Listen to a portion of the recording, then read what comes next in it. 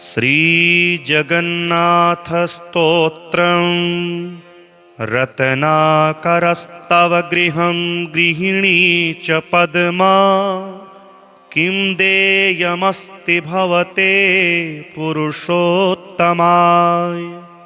आभीरवामनयनावृतमानसाय दत्तं मनो यदुपते त्वरितं गृहाण। भक्तानामभयप्रदो यदि भवेत् किं तद्विचित्रं प्रभो। कीर्तोऽपि स्वजनस्य रक्षणविधा वेकान्तमिद्वेजितः। ये चुस्मच्चरणारविन्दविमुखा स्वप्नेऽपि नालोचका स्तेषामुद्धरणक्षमो यदि भवेत् कारुण्यसिन्धुस्तदा। अनाथस्य जगन्नाथ नाथस्त्वं मे न संशयः। यस्य नाथो जगन्नाथस्तस्य दुःखं कथं प्रभो। या त्वरा द्रौपदीत्राणि या त्वरा गजमोक्षणे मय्यार्ते करुणामूर्ते सा त्वरा क्व गता हरे। मत्समोपातकी नास्ति त्वत्समो नास्ति पापः इति विज्ञाय देवेश यथा योग्यं तथा कुरु। रत्नाकरस्तव गृहं गृहिणी च पद्मा किं देयमस्ति भवते पुरुषोत्तमाय। आभीरवामनयनावृतमानसाय दत्तं मनो यदुपते त्वरितं गृहाण। भक्तानामभयप्रदो यदि भवेत् किं तद्विचित्रं प्रभो। कीर्तोऽपि स्वजनस्य रक्षणविधा वेकान्तमिद्वेजितः। ये चुस्मच्चरणारविन्दविमुखा स्वप्नेऽपि नालोचका स्तेषामुद्धरणक्षमो यदि भवेत् कारुण्यसिन्धुस्तदा। अनाथस्य जगन्नाथ नाथस्त्वं मे न संशयः। यस्य नाथो जगन्नाथस्तस्य दुःखं कथं प्रभो। या त्वरा द्रौपदीत्राणि या त्वरा गजमोक्षणे मय्यार्ते करुणामूर्ते सा त्वरा क्व गता हरे। मत्समोपातकी नास्ति त्वत्समो नास्ति पापः इति विज्ञाय देवेश यथा योग्यं तथा कुरु। रत्नाकरस्तव गृहं गृहिणी च पद्मा किं देयमस्ति भवते पुरुषोत्तमाय। आभीरवामनयनावृतमानसाय दत्तं मनो यदुपते त्वरितं गृहाण। भक्तानामभयप्रदो यदि भवेत् किं तद्विचित्रं प्रभो। कीर्तोऽपि स्वजनस्य रक्षणविधा वेकान्तमिद्वेजितः। ये चुस्मच्चरणारविन्दविमुखा स्वप्नेऽपि नालोचका स्तेषामुद्धरणक्षमो यदि भवेत् कारुण्यसिन्धुस्तदा। अनाथस्य जगन्नाथ नाथस्त्वं मे न संशयः।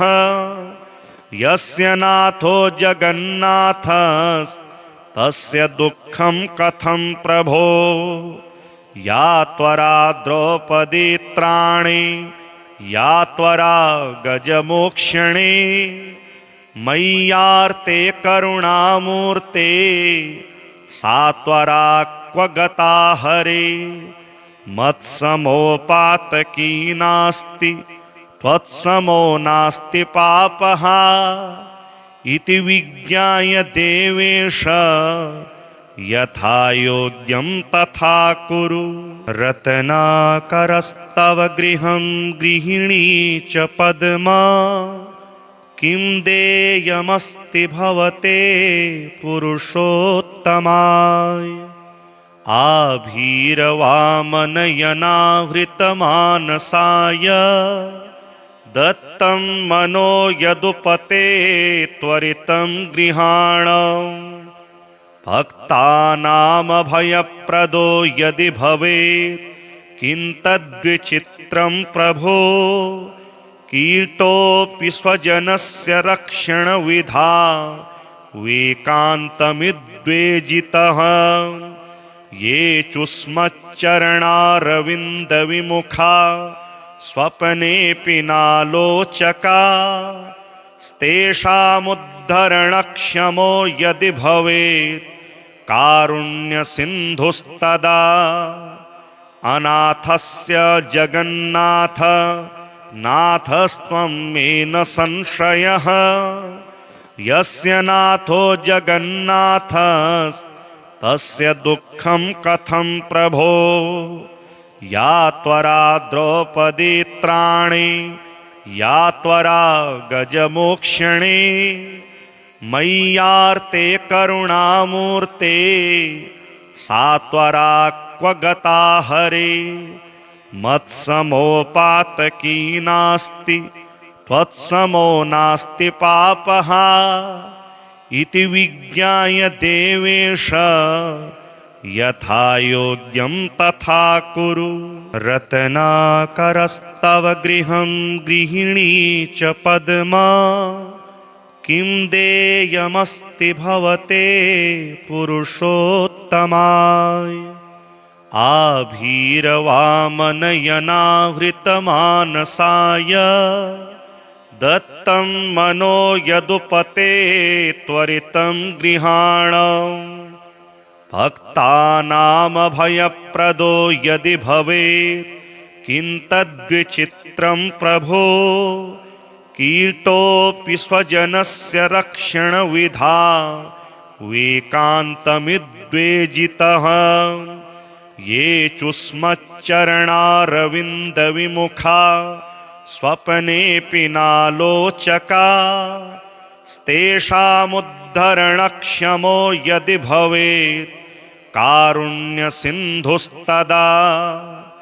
अनाथस्य जगन्नाथ नाथस्त्वं मे न संशयः यस्य नाथो जगन्नाथस्तस्य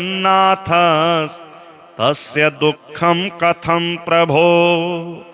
या त्वरा द्रौपदी त्राणे या त्वरा गजमोक्षणे मय्यार्ते करुणामूर्ते सा त्वरा क्व गता हरे मत्समोपातकी नास्ति त्वत्समो नास्ति पापः इति विज्ञाय देवेश यथा योग्यं तथा कुरु।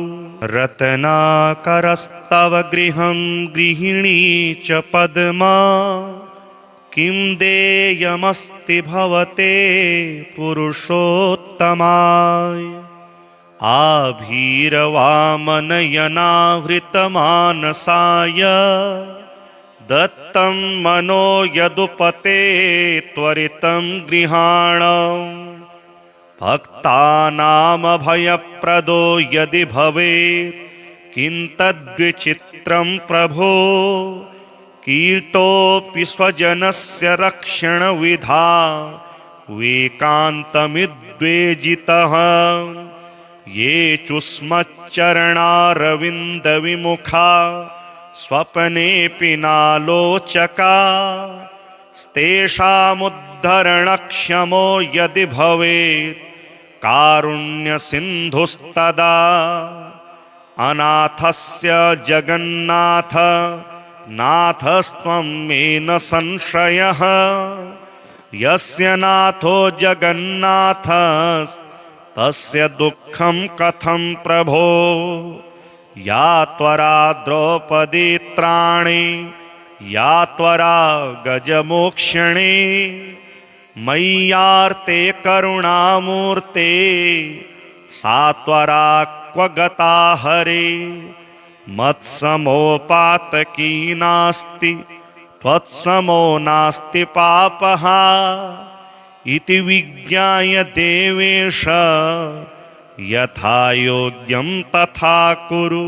रत्नाकरस्तव गृहं गृहिणी च पद्मा किं देयमस्ति भवते पुरुषोत्तमाय आभीरवामनयनावृतमानसाय दत्तं मनो यदुपते त्वरितं गृहाणम् भक्तानामभयप्रदो यदि भवेत् किं तद्विचित्रं प्रभो कीर्तोऽपि स्वजनस्य रक्षणविधा वेकान्तमिद्वेजितः ये चुस्मच्चरणारविन्दविमुखा स्वप्नेऽपि नालोचका स्तेषामुद्धरणक्षमो यदि भवेत् कारुण्यसिन्धुस्तदा अनाथस्य जगन्नाथ नाथस्त्वं मे न संशयः यस्य नाथो जगन्नाथस्तस्य दुःखं कथं प्रभो या त्वरा द्रौपदीत्राणि या त्वरा गजमोक्षणे मय्यार्ते करुणामूर्ते सा त्वरा क्व गता हरे मत्समोपातकी नास्ति त्वत्समो नास्ति पापः इति विज्ञाय देवेश यथा योग्यं तथा कुरु। रत्नाकरस्तव गृहं गृहिणी च पद्मा किं देयमस्ति भवते पुरुषोत्तमाय आभीरवामनयनावृतमानसाय दत्तं मनो यदुपते त्वरितं गृहाणम् भक्तानामभयप्रदो यदि भवेत् किं तद्विचित्रं प्रभो कीर्तोऽपि स्वजनस्य रक्षणविधा वेकान्तमिद्वेजितः ये चुस्मच्चरणारविन्दविमुखा स्वप्नेऽपि नालोचका स्तेषामुद्धरणक्षमो यदि भवेत् कारुण्यसिन्धुस्तदा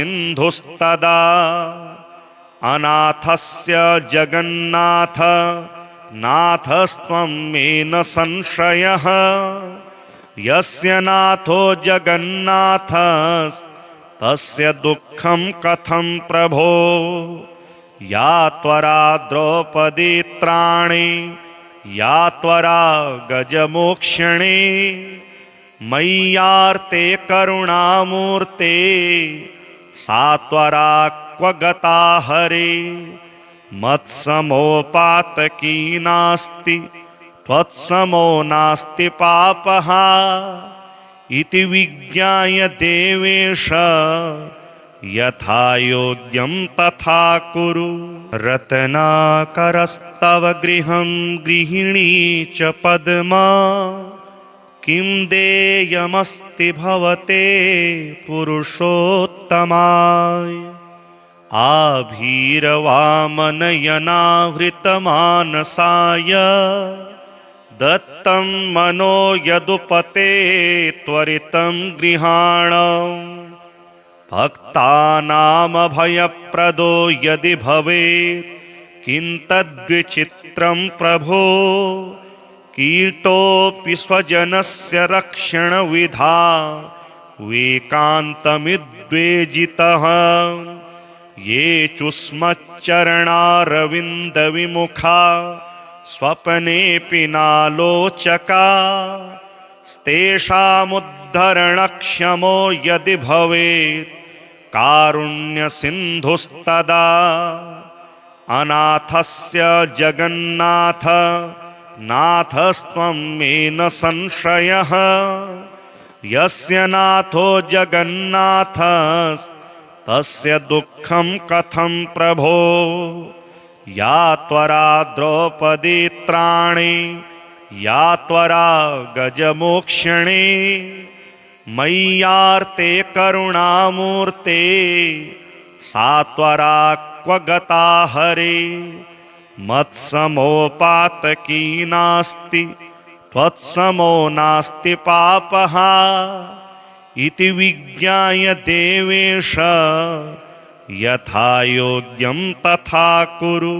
रत्नाकरस्तव गृहं गृहिणी च पद्मा किं देयमस्ति भवते पुरुषोत्तमाय आभीरवामनयनावृतमानसाय दत्तं मनो यदुपते त्वरितं गृहाणं भक्तानामभयप्रदो यदि भवेत् किं तद्विचित्रं प्रभो कीर्तोऽपि स्वजनस्य रक्षणविधा वेकान्तमिद्वेजितः ये चुस्मच्चरणारविन्दविमुखा स्वप्नेऽपि नालोचका स्तेषामुद्धरणक्षमो यदि भवेत् कारुण्यसिन्धुस्तदा अनाथस्य जगन्नाथ नाथस्त्वं मे न संशयः यस्य नाथो जगन्नाथस्तस्य दुःखं कथं प्रभो या त्वरा द्रौपदीत्राणि या त्वरा गजमोक्षणे मय्यार्ते करुणामूर्ते सा त्वरा क्व गता हरे मत्समोपातकी नास्ति त्वत्समो नास्ति पापः इति विज्ञाय देवेश यथा योग्यं तथा कुरु। रत्नाकरस्तव गृहं गृहिणी च पद्मा किं देयमस्ति भवते पुरुषोत्तमाय आभीरवामनयनावृतमानसाय दत्तं मनो यदुपते त्वरितं गृहाणं भक्तानामभयप्रदो यदि भवेत् किं तद्विचित्रं प्रभो कीर्तोऽपि स्वजनस्य रक्षणविधा वेकान्तमिद्वेजितः ये चुस्मच्चरणारविन्दविमुखा स्वप्नेऽपि नालोचका स्तेषामुद्धरणक्षमो यदि भवेत् कारुण्यसिन्धुस्तदा अनाथस्य जगन्नाथ नाथस्त्वं मे न संशयः यस्य नाथो जगन्नाथस्तस्य दुःखं कथं प्रभो या त्वरा द्रौपदीत्राणि या त्वरा गजमोक्षणे मय्यार्ते करुणामूर्ते सा त्वरा क्व गता हरे मत्समोपातकी नास्ति त्वत्समो नास्ति पापः इति विज्ञाय देवेश यथा योग्यं तथा कुरु।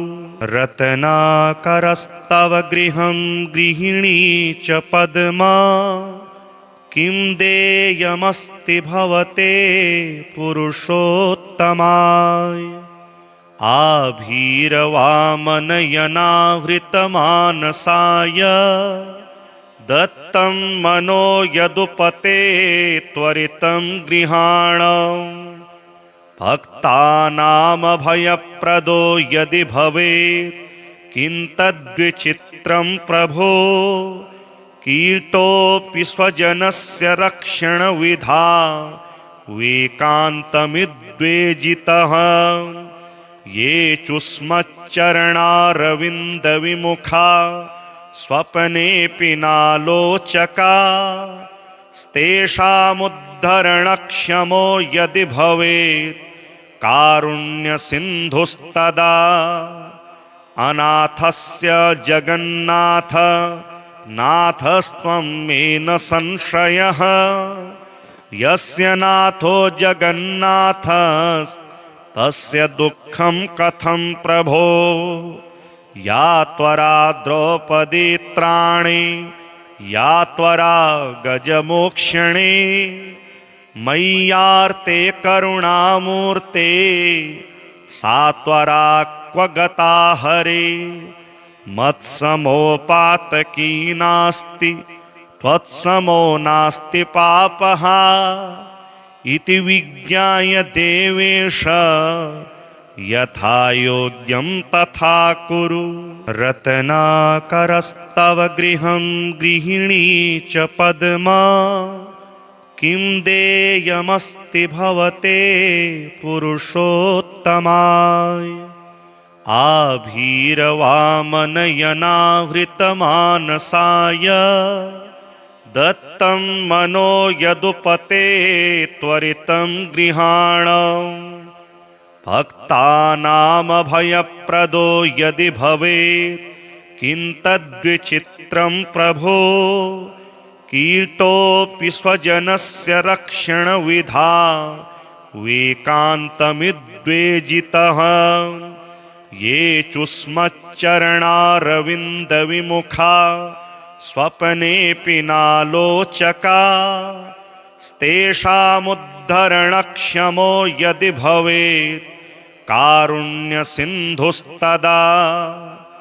अनाथस्य जगन्नाथ नाथस्त्वं मे न संशयः यस्य नाथो जगन्नाथस्तस्य दुःखं कथं प्रभो या त्वरा द्रौपदीत्राणि या त्वरा गजमोक्षणे मय्यार्ते करुणामूर्ते सा त्वरा क्व गता हरे मत्समोपातकी नास्ति त्वत्समो नास्ति पापः इति विज्ञाय देवेश यथा योग्यं तथा कुरु।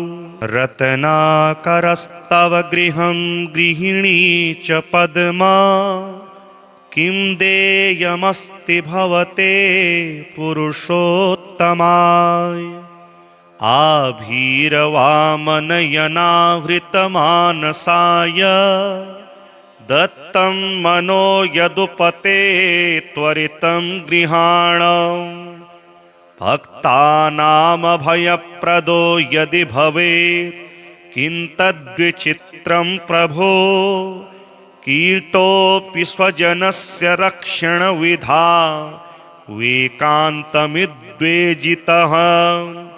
ये चुस्मच्चरणारविन्दविमुखा स्वप्नेऽपि नालोचका स्तेषामुद्धरणक्षमो यदि भवेत् कारुण्यसिन्धुस्तदा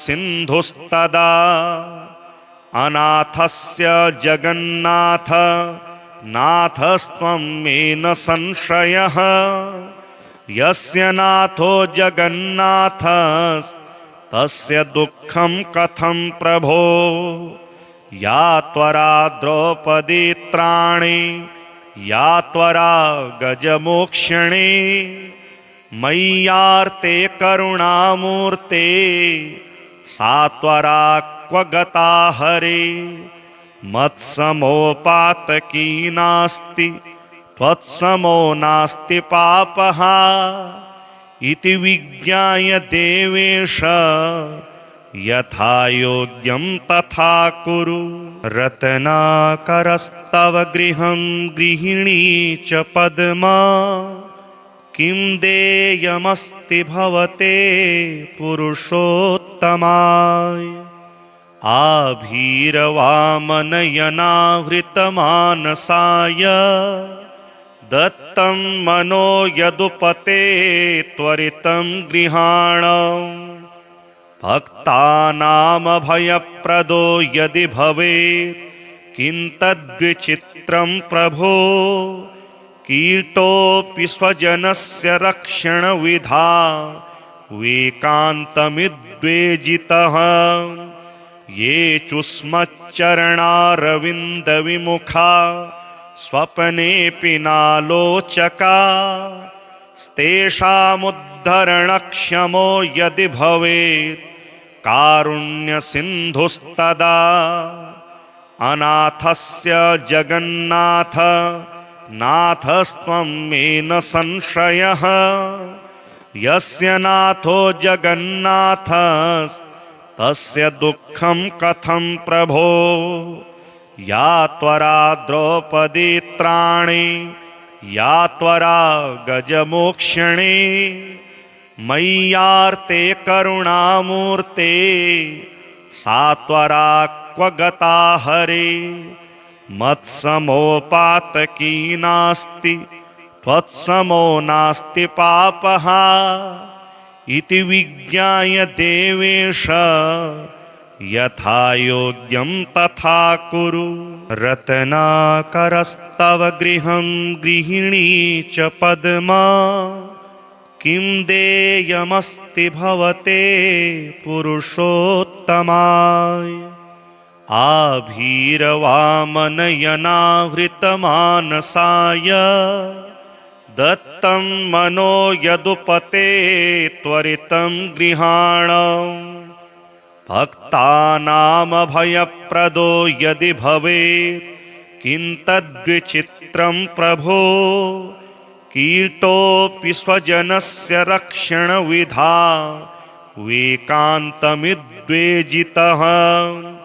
ये चुस्मच्चरणारविन्दविमुखा स्वप्नेऽपि नालोचका स्तेषामुद्धरणक्षमो यदि भवेत् कारुण्यसिन्धुस्तदा अनाथस्य जगन्नाथ नाथस्त्वं मे न संशयः यस्य नाथो जगन्नाथस्तस्य दुःखं कथं प्रभो या त्वरा द्रौपदीत्राणि या त्वरा गजमोक्षणे मय्यार्ते करुणामूर्ते सा त्वरा क्व गता हरे मत्समोपातकी नास्ति त्वत्समो नास्ति पापः इति विज्ञाय देवेश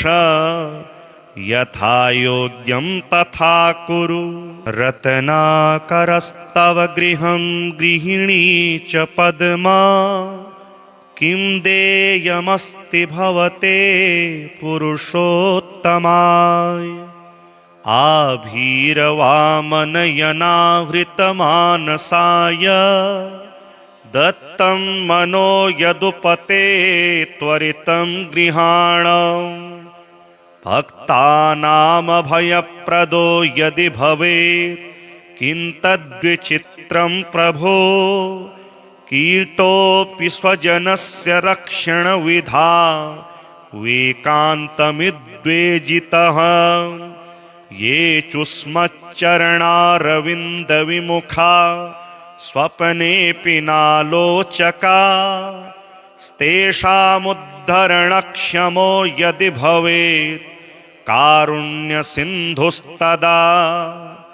अनाथस्य जगन्नाथ नाथस्त्वं मे न संशयः यस्य नाथो जगन्नाथस्तस्य दुःखं कथं प्रभो या त्वरा द्रौपदीत्राणि या त्वरा गजमोक्षणे मय्यार्ते करुणामूर्ते सा त्वरा क्व गता हरे मत्समोपातकी नास्ति त्वत्समो नास्ति पापः इति विज्ञाय देवेश यथा योग्यं तथा कुरु। रत्नाकरस्तव गृहं गृहिणी च पद्मा किं देयमस्ति भवते पुरुषोत्तमाय। आभीरवामनयनावृतमानसाय दत्तं मनो यदुपते त्वरितं गृहाणम्। भक्तानामभयप्रदो यदि भवेत् किं तद्विचित्रं प्रभो। कीर्तोऽपि स्वजनस्य रक्षणविधा वेकान्तमिद्वेजितः।